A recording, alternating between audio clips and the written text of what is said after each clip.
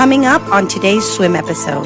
So in your studio setup, ideally, you want to have equal distances between your head or your ears and your monitor, and then that monitor with the other monitor.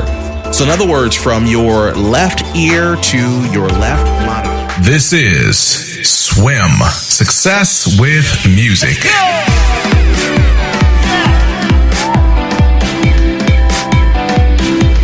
Yo, what up, music fam? This is Walt. This is Success with Music. I am your music coach, and you are listening to Swim, a podcast for singers, songwriters, beat makers, producers, music students. We are about the music life. Yo, I appreciate you tuning in to today's episode. My name is Walt, and I'll be taking you through some helpful information today regarding monitors. And when I talk about monitors, I am talking about speakers for your studio.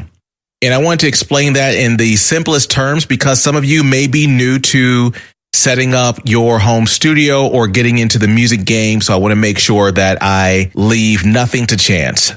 So yeah, man, we're talking about studio monitors and how to get the best out of your studio monitors. But fair warning, though, if you happen to be someone who's more advanced, we're not going to get into deep concepts of physics and mathematical equations to set up your studio. So if you're on that level, this is not the episode for you. Again, this is for those of you who are just getting started, or you've been doing it for a while, but you're just looking for a better sound and just a better response from the speakers you have. All right, so let's get it.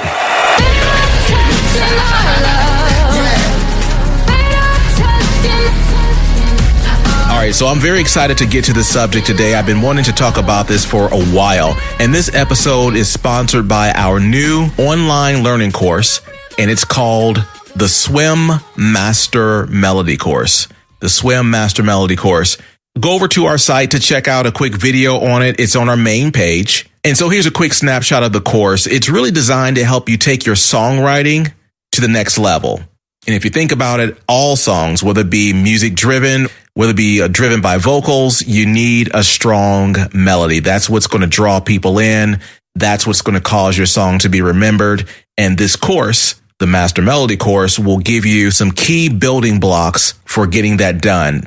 And the course goes far deeper than we can here on a typical podcast. All right, so check it out. It's definitely worth the investment. All right, so let's get back to the subject of monitors, right? So I am going to start today's episode as though you don't have studio monitors. And then we can kind of back our way into talking about a few tips for those of you who do have studio monitors. So why in the world would I talk about studio monitors and then say, let's start with those who don't have studio monitors? Well, number one, they're crazy expensive, in my opinion. If you want a really good set of monitors, they can cost like several $100s at least.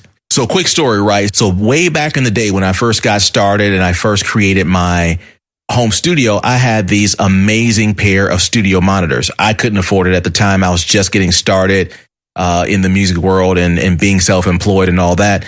So my brother, he bought me a pair of these studio monitors.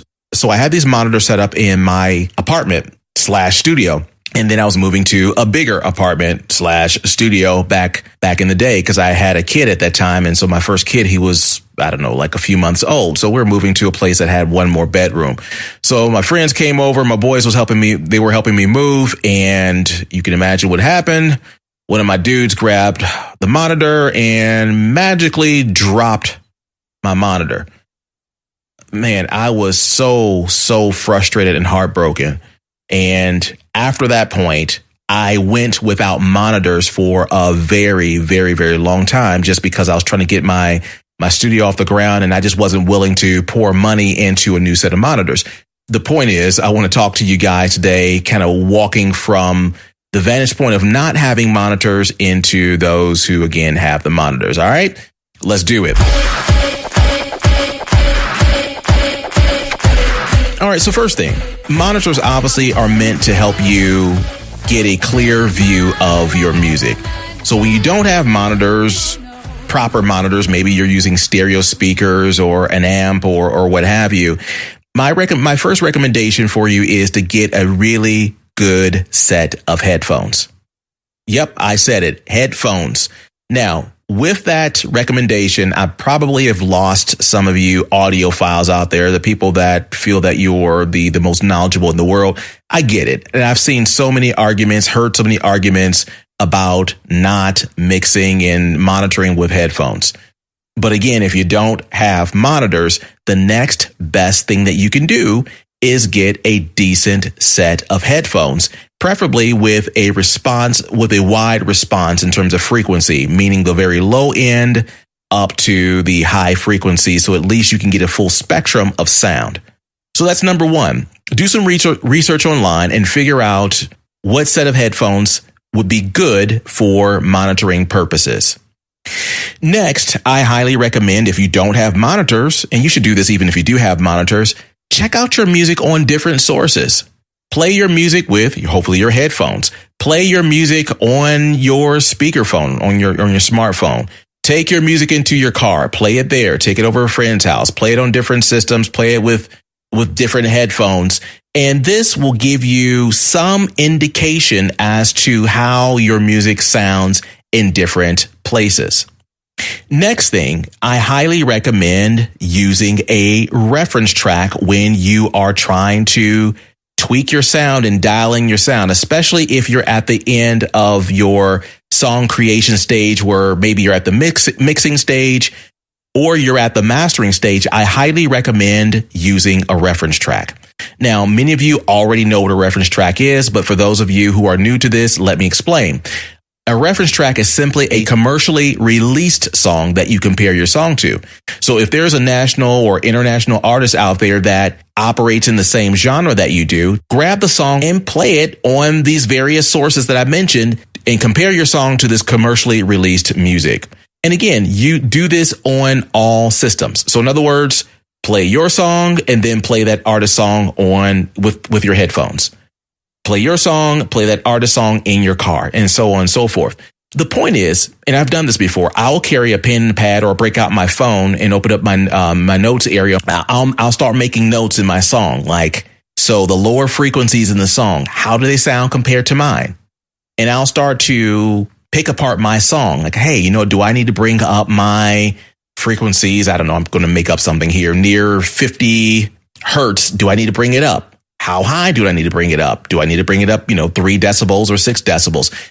I'm comparing every aspect of my song to that song on these various systems that I mentioned, these various audio systems, just to figure out where am I missing it, because I don't have, let's say in this instance, my studio monitors. Then this is the next best thing. So you're looking for loudness. How does your song compare in terms of loudness? How does your song compare with low frequencies, as I just mentioned? Is a commercially released song very robust and thick on the bottom end? And how deep are these frequencies going? And you want to examine the highs in the song, or the treble, if you want to kind of reduce it down to basic terms. So I'm looking to figure out if my stereo is as deep and wide as this commercially released music. Side note, it's important if you're going through this exercise to match the genre. So that's why I mentioned that at the beginning. So these are just a few things you can do with a reference track, especially if you don't have monitors. And so by going through this exercise, you'll come closer to a better sound, all without monitors.